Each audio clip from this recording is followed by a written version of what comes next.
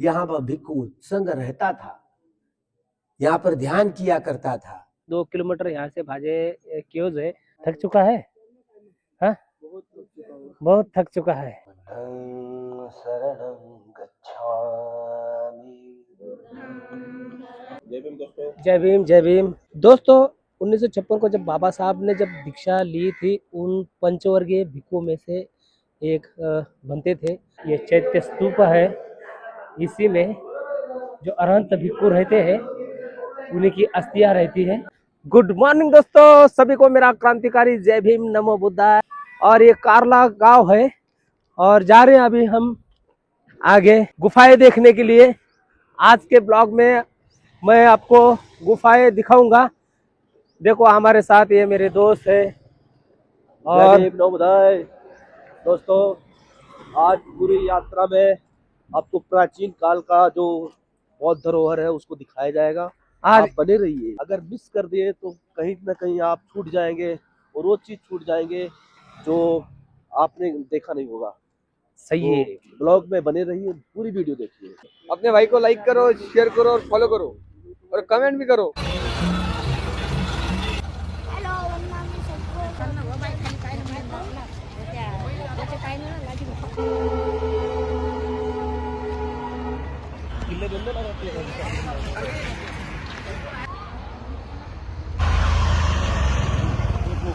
दोस्तों सुबह के 10 बज चुके हैं और अभी हम आए हैं यहाँ पर यस परम शांति बुद्ध विहार मड़वली। चलिए जाते हैं अंदर बुद्ध विहार में। ये बुद्ध विहार है यहाँ पर और इधर है डॉक्टर बाबा साहब अम्बेडकर सभागृह। और यहाँ पर जो यहाँ के बनते थे उनका ये स्तूप है। यहाँ पर पूज्य भदंत यस परम शांति महाथेरो उनका ये स्तूप है। चलिए जाते हैं अंदर बुद्ध विहार में। जय भीम दोस्तों। जय भीम, जय भीम। देखो ये हमारे दोस्त मित्र। आइए, आपका स्वागत है हमारे बिहार में। Okay, thank you. ये देखो ये धम्मध्वज यहाँ पर पंचशील के पताके। ये एक फोटो यहाँ पर श्रीलंका की बुद्ध की प्रतिमा, इधर बाबा साहब की।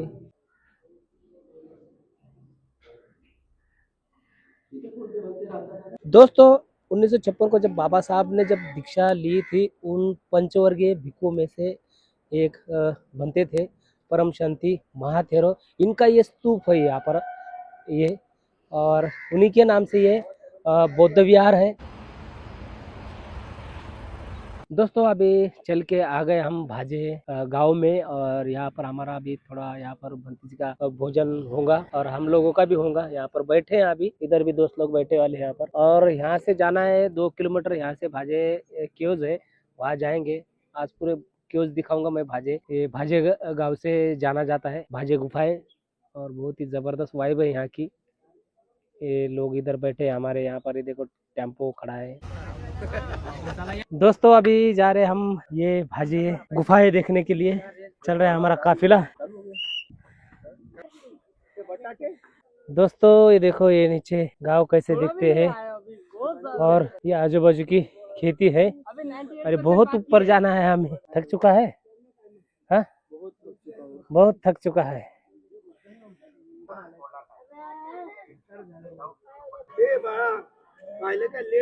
दोस्तों देखो अभी मैं आया हूँ भंते ज्ञान ज्योति के साथ यहाँ पर इस गुफाओं को देखने के लिए, जो अभी आ रहे हैं भंते जी। और यहाँ पर ये देखो ये सबसे पुरानी ये ऊपर सागवान की लकड़ी दिख रही है मुझे, 2500 साल पहले की। ये चैत्य स्तूप है, इसी में जो अरहंत भिक्षु रहते हैं उन्हीं की अस्थियां रहती है। या ठिकाणी हे भगवंताचं महाचैत्य आहे।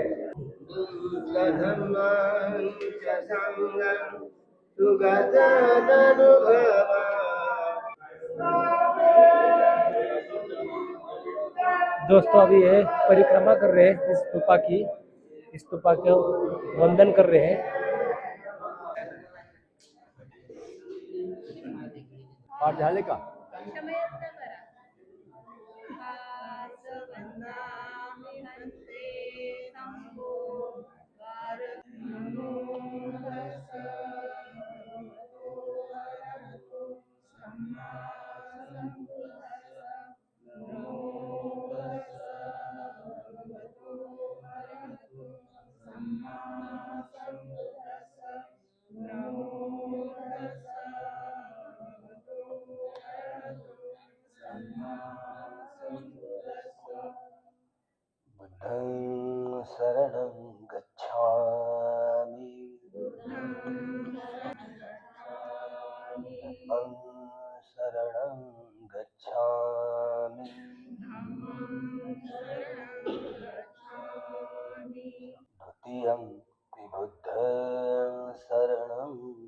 गच्छामि द्वितीयम्पि बुद्धं शरणं गच्छामि द्वितीयम्पि धम्मं शरणं गच्छामि द्वितीयम्पि धम्मं शरणं गच्छामि द्वितीयम्पि संघं शरणं गच्छामि द्वितीयम्पि संघं शरणं गच्छामि तृतीयम्पि बुद्धं शरणं गच्छामि तृतीयम्पि बुद्धं शरणं गच्छामि तृतीयम्पि धम्मं शरणं गच्छामि तृतीयम्पि धम्मं शरणं गच्छामि तृतीयम्पि संघं शरणं गच्छामि तृतीयम्पि संघं शरणं गच्छामि साधु साधु इमन्ति शरणं सतिं पञ्चशिरं धम्मं साधुकं सुरक्षितं कृत्वा तत्पमादेन सम्पादेथ वन्दे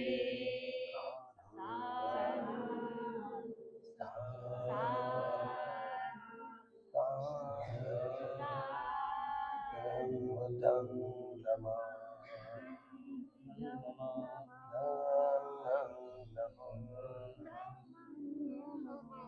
संघं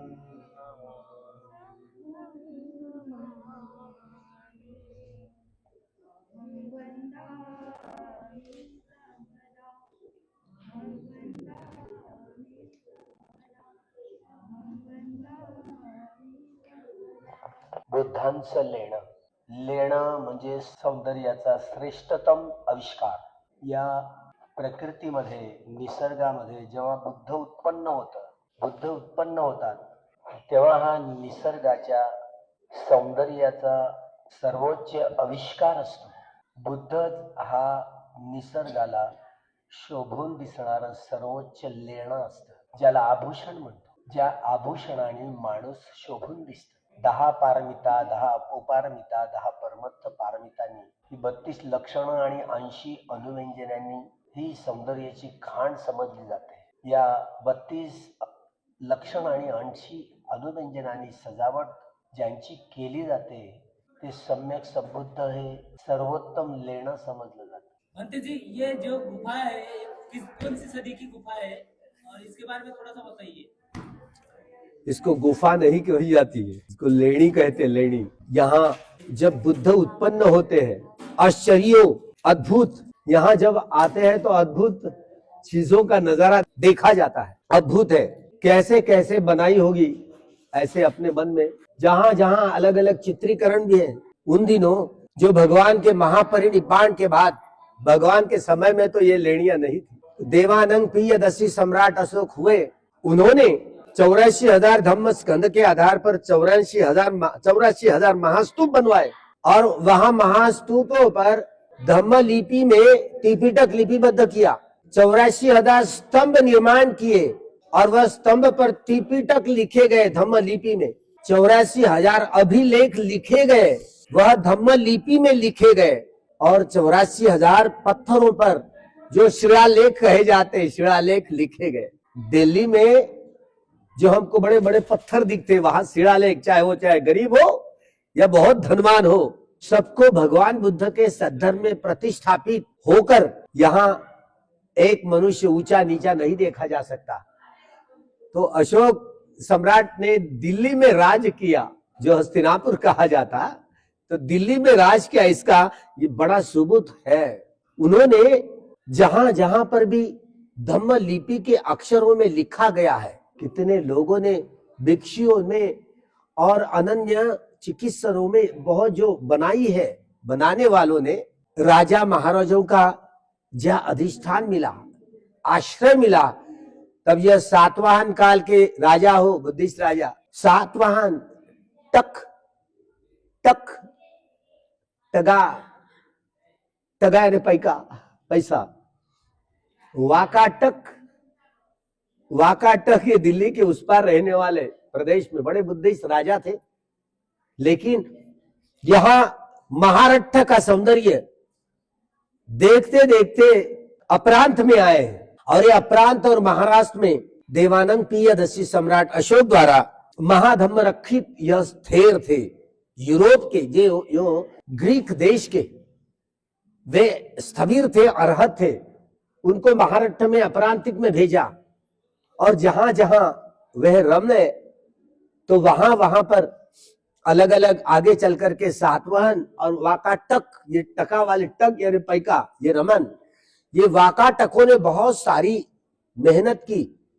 महाराष्ट्र में अजिंठा से लेकर ये कार्ला, ये जो भाजे, ये लेनियों का परिसर, तो यहाँ 25 दिसंबर 1954 में भगवान बुद्ध की मूर्ति की स्थापना करते हुए बाबा साहब ने उल्लेख किया था 2000 लेनियां इस देश में, 2000 लेनियों से 1700 से ज्यादा अकेले इस महाराष्ट्र में। इसका मतलब क्या है कि सारा महाराष्ट्र 100% बुद्धिस्ट। प्राचीन जमाने में वह नाग कन्या, ये महाराष्ट्र की प्रथम राजधानी, प्रथम नायिका जो थी नाग कन्या, वह पहला अधिष्ठान जब सातवाहन लोगों ने, सातवाहन राजाओं ने, वाकाटकों ने जो यह लेनियां बनवाई, जहां जहां भिक्षुओं को आमंत्रित किया, भिक्षु संघ को, यहां पर भिक्षु संघ रहता था, यहां पर ध्यान किया करता था और गांव गांव में भिक्षाटन करते हुए लोगों को धर्म बांटने का काम करता था, पुण्य वितरण करता था, मैत्री करते थे।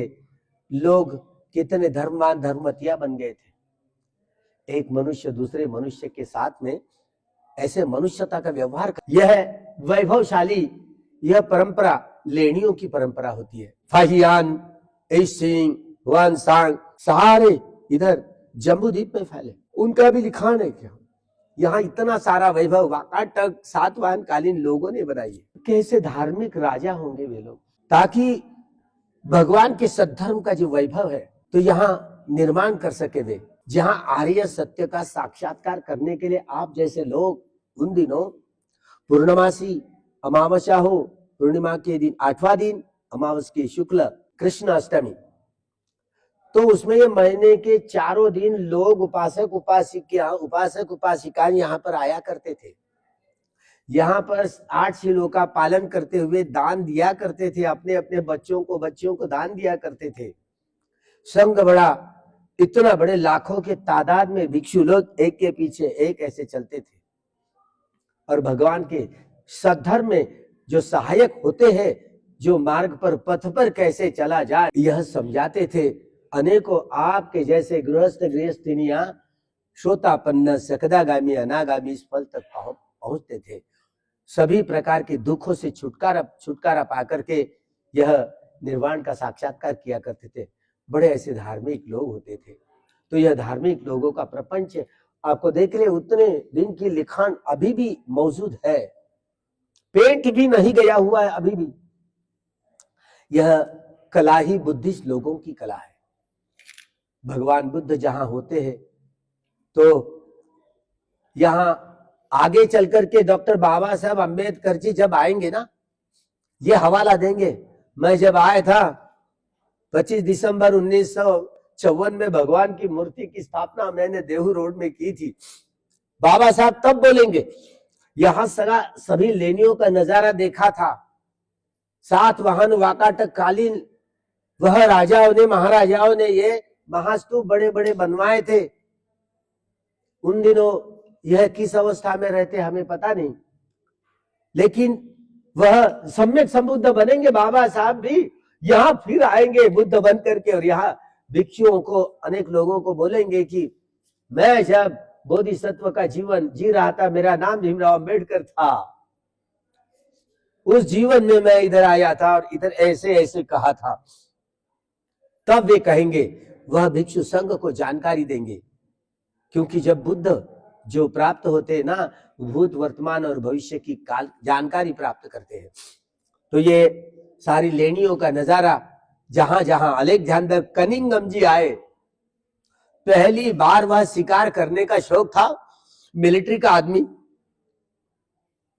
सर अलेक्जेंडर कनिंगम, वो तो पहले है, जैसे अजिंठा के लेनियों में गए, जंगल था भारी, बंदूक हाथ में, टाइगर की, अब भला शिकार करने का शौक है ना, गोली तो चली गई, सन्न बजी, टाइगर तो निकल गया, लेकिन जब जाता है गुजरता तो लेनियों का मौसम दिखता, तब वो पुरातत्व विज्ञान की जो वैज्ञानिक की दृष्टि छा जाती है, हाथ की बंदूक फेंक देता है। वो अंग्रेज है, अधिकारी है, मिलिट्री वाला, लेकिन वह यह भगवान बुद्ध का वैभव देखते देखते यह पुरातत्व की स्थापना होती है, पुरातत्व की स्थापना होती है, आर्कियोलॉजी की स्थापना होता है, वो मुखिया होते हैं और सारे भारतवर्ष में घूमते हैं, जहां जहां सब मिलते, तो यहाँ पर अलेक्जेंडर कनिंगम जी भी आए थे, जिन्होंने यह हुआन सांग ईस्ट चिंग फाइयान के कागजों में प्रवेश, उनके लिखान के आधार पर उन्होंने यह अलग अलग लेनियों में, यह अलेक्जेंडर कनिंगम जी इसी भाजे और कार्ला में के लेनी में भी आए थे,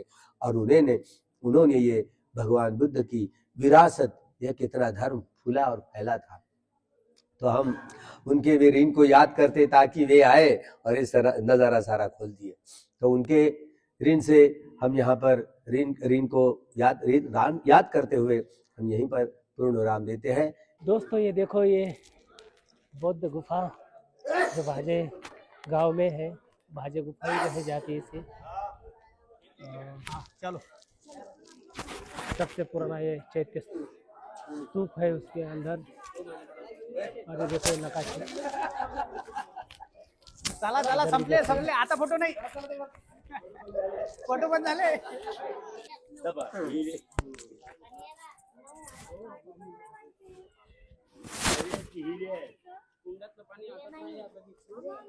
बनते जी, यहाँ पर ये ध्यान कक्ष है क्या?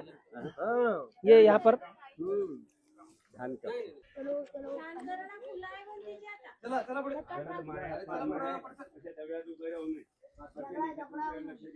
इधर ये पानी का टैंक है।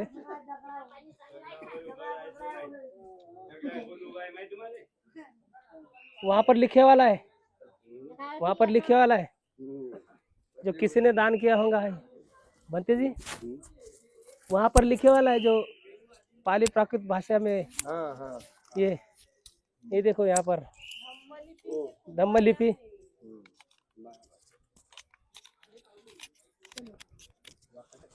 वाकाटक लोगों ने। यहाँ पर देखो कितने सारे स्तूप है, बहुत सारे स्तूप है,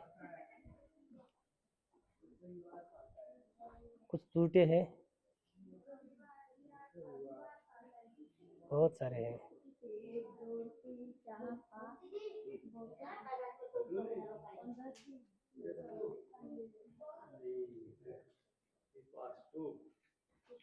यहाँ तो बहुत सारे स्तूप है।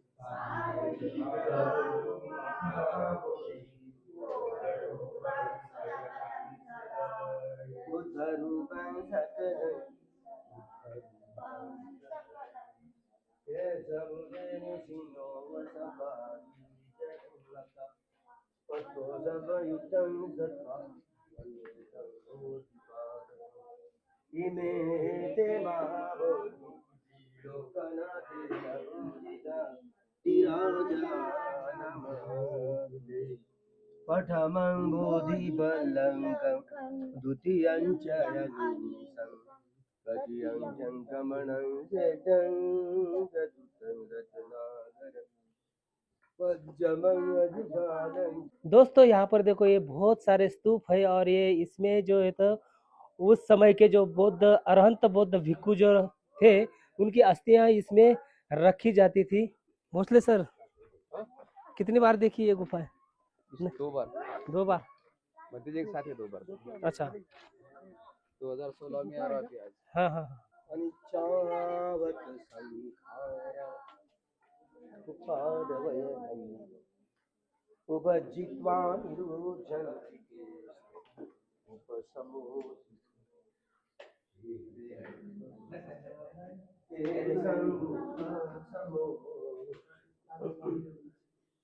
अलग क्यों लगाया इसको? ऊपर मूर्ति है आपका।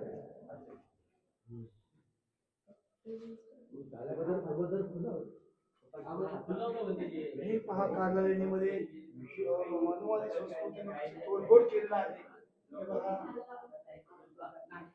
हे आहे आणि इथे पण तोडफोड केलेला आहे या ठिकाणी. हे मोडण्याचा प्रश्न आहे आणि एवढ्या पहाडामध्ये पहा ही लेणी ह्या मूर्त्या सुद्धा हे बघा ही सुद्धा उठलेली आहे. हे इथे पण तोडलेली आहे. याच्यावर काय आहे आपल्याला सांगायचं आहे. दोस्तों ये देखो, ये भिक्षु के लिए यहाँ पर मेडिटेशन करने के लिए ये जगह है, इसे ध्यान कक्ष कहा जाता है। अभी अंदर मेडिटेशन चल रहा है। दोस्तों ये देखो, यहाँ पर भी ध्यान कक्ष है, इधर नीचे भी ध्यान कक्ष है, और इधर ये गुफा जिसे लेनी कहते हैं। यहाँ पर देखो ये द्वारपाल दिखाई दे रहे हैं। अरे वो जब मंत्र तंत्र नहीं रहते ना, तो शंडी वाले लोग बड़े होशियार होते हैं। कहीं पर भी हनुमान है तो शिव है तो शंकर है, जानबूझकर ले रख देते हैं। ऐसे ही एक नज़ारा, इसलिए वो जो बीच में झगड़े झुगड़े ऐसे हुए थे, तो जानबूझकर यह लेनियों का सौंदर्य है ना, इसका विकृतीकरण करना चाहते हैं। जहाँ जहाँ लिंग पिंड वहाँ पर बनाई तो ये शिवलिंग है के प्रचार प्रसार करके विकृत, और भगवान बुद्ध विष्णु का अवतार ये मानने के लिए बड़ा सस्ता जाता है। इसलिए सब ये विकृतीकरण है। ढोंगी लोगों की क्या है, तब जहाँ पता चलता है कि प्रकृति है, प्रकृति में जो जो है वो उजागर होता रहता है। तो यही प्रकृति की सुंदरता है कि इतनी सारी लेनियाँ जो बनी है, जो प्राचीनतम राजा महाराज हुए, जिन्होंने भिक्षु संघ के लिए ये अलग अलग जो कुएं हैं या ध्यान करने की जगह है, अलग अलग शून्यागार बनाए हुए हैं। प्राचीनतम यह सारे लोग मैत्री भाव से रहा करते थे। ऐसे जाति व्यवस्था उन दिनों नहीं थी। लेकिन तिकड़े लोगों को क्या कहना है, आपस में बंधु भाव से रहना पसंद नहीं रखता। इसलिए बंधु भाव मिट गया और जाति जाति में वैमनस्य फैला करके लोग क्या बिगड़ते लेते। इसीलिए बिगड़ा हुआ रूप वह रहते हैं, ये लेनियों की सुंदरता को नष्ट करना चाहते हैं। इसलिए ये ऐसे हरकतें करते हैं। इन हरकतों के क्या है, वो बगले लोग हैं, ऐसे समझा रहे। ठीक है, शुक्रिया।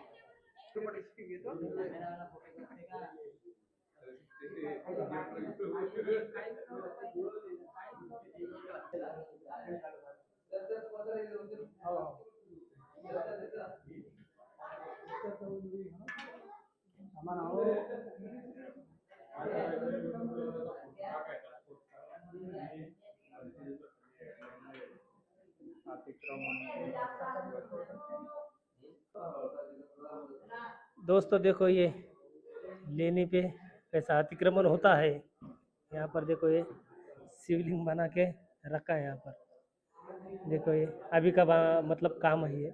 और यहाँ पर ये हर तरफ ये दिखेंगे तो ये शून्यागार है, भिक्षु को ध्यान करने के लिए, मेडिटेशन करने के लिए। दोस्तों सारी गुफाएं देख चुके हैं और जा रहे हैं अभी हम जहाँ रुके हैं, वहाँ जहाँ स्टे किए हैं उस विहार में। देखो हमारे साथ हमारे दोस्त मित्र दोनों भाई और कुछ लोग आगे चले गए। जय भीम। जय भीम। चलो मिलते हैं आगे।